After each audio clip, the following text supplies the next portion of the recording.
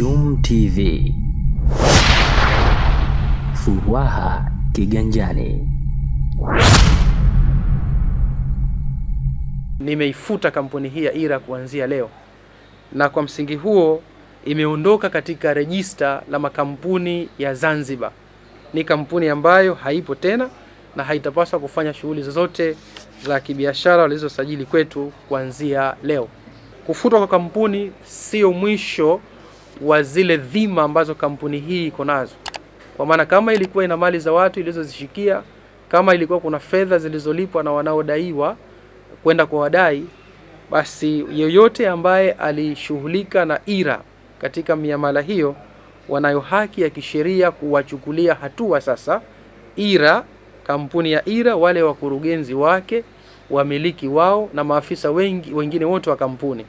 Na kwa mujibu wa records nilizo nazo katika rejista letu, kampuni ya IRA ina wamiliki wawili, kwa maana ya Isa Bakari Masud pamoja na Rukia Haji Hamis, ambao hawa ni wamiliki na wakati huo ni wakurugenzi. Lakini pia ina afisa mmoja ambaye ni Saif Abdullah Hafiz akiwa ni company secretary.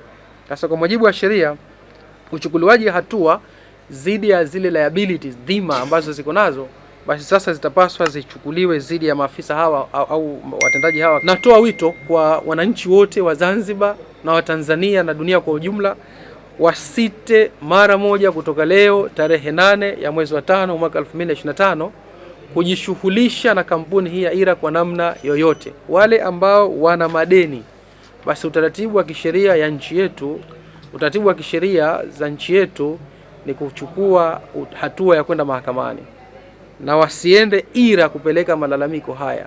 Natoa wito kwa wale wote ambao wataitwa IRA wasiitike wito huo, na wale wote ambao IRA watataka kukamata mali zao, basi natoa wito wasikubali kukamatwa mali zao, kwa sababu kampuni hii haipo rasmi tena kutokea leo.